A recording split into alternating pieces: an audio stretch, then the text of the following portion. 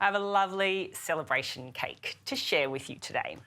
It's my layered coconut, almond, berry and chocolate cake. Oh, just surrounded by all these beautiful produce, Jack. I mean, and it was colours, as always. Colours, as always. You kind of just want to put your face into that bowl of berries, I'm not going to lie, I keep doing this. And you should. That's 100% what cooking's about.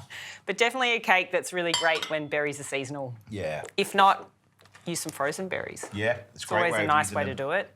We've got extra virgin olive oil as our fat to lay the base in this cake. I love cooking with extra virgin olive oil, baking with it because I love the bitterness, but it also is just, I find it just bakes so beautifully. Maple syrup, 3/4 cup. And then I'm going to get you to start cracking all of these eggs in. We've got 8 eggs for this recipe because it's 4 layers, so we're going to get it into 2 cake dishes.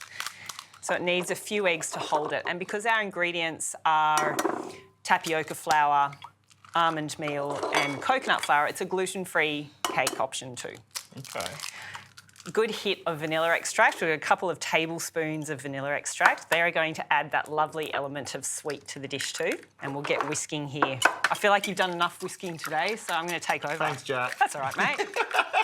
Anytime. It's time for my workout, I think. Do you know what I love about using olive oil on cakes for? I find it keeps a cake even more moist as well. Yeah, and for me, who likes to whip things together fairly quickly, I'm not waiting for butter to soften. Yeah. Butter definitely has its time and place in baking, don't get me wrong, but extra virgin olive oil is such a lovely ingredient. Really is. Okay, so that's come to a liquid consistency. Then I'll add in our baking powder. Give it another whisk. You could just do some eating of berries and chocolate right now. That could be your job in the kitchen. Don't have to tell me twice. Yeah. You know, we're like family. That's pretty much what my family does. Yeah. Oh, Mum, what's cooking? And then just so they can eat us around. Yeah. I'll just try this and this. All right, so that's all been whisked together. Then we have our tapioca flour or arrowroot flour. I'm going to whisk that in. I just sort of pour it over the top of my whisk and then that saves me from sieving. Yeah. Sure. Hack.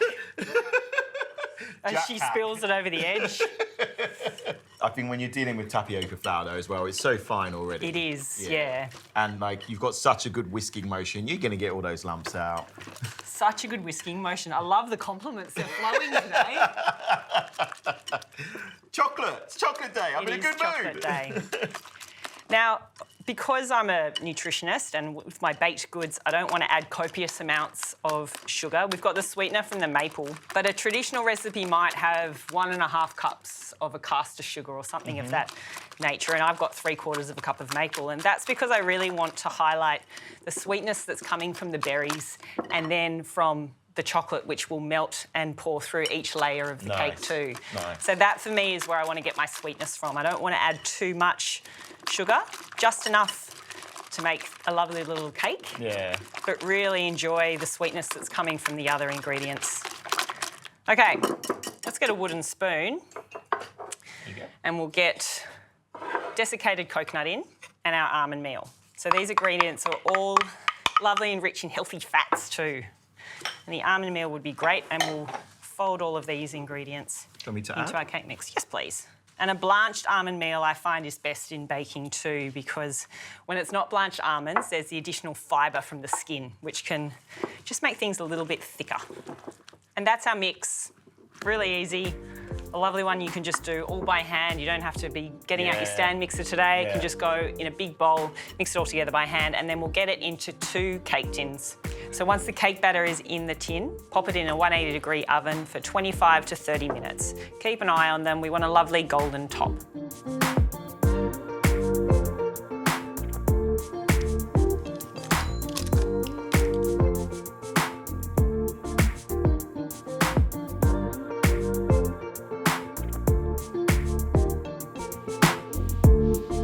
Melting down some dark chocolates, around 70%, so a lovely darkness. Still has that bitterness, but the right level of sweet to pair with the berries.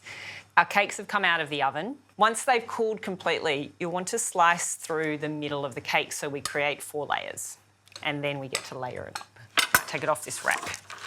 I'm copying you, Chef. Yes, Paper off. That's right. Just straight through the middle on these cakes. It's like a cake making contest next to each other, isn't it?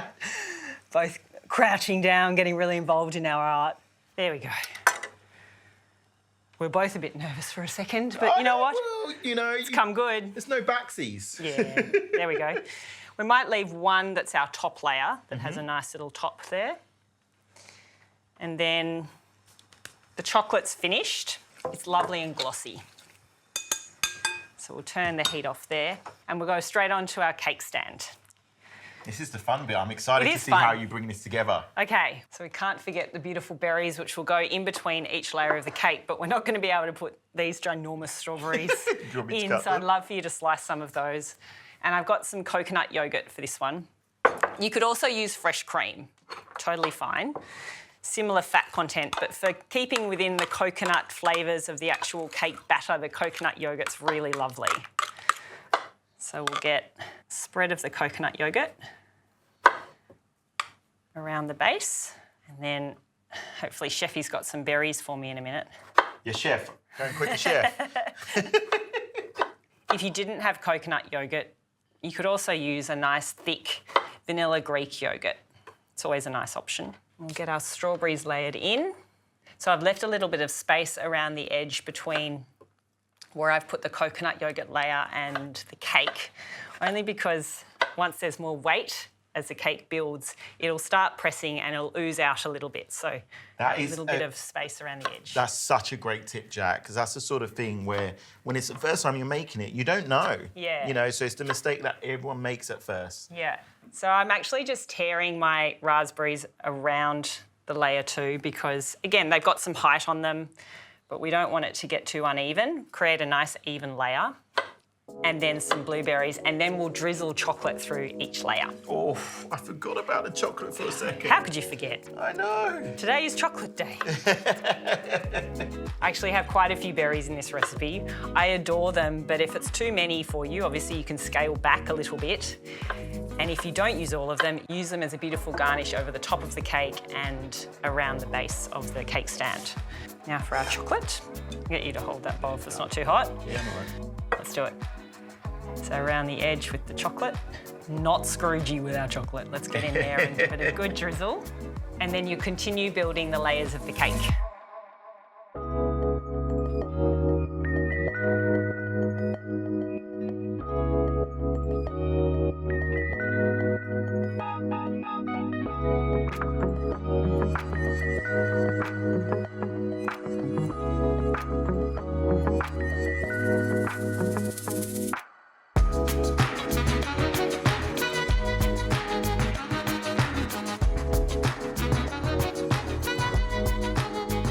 I mean, Jack, this is beyond impressive. It's good fun. So that to me is a pretty impressive looking cake. You Oh. pop that on a table, slice into it, little slices. Big slice for me. Yeah, but it's delicious. It's got beautiful whole food ingredients, lots of berries, and of course, that beautiful romantic ingredient, chocolate.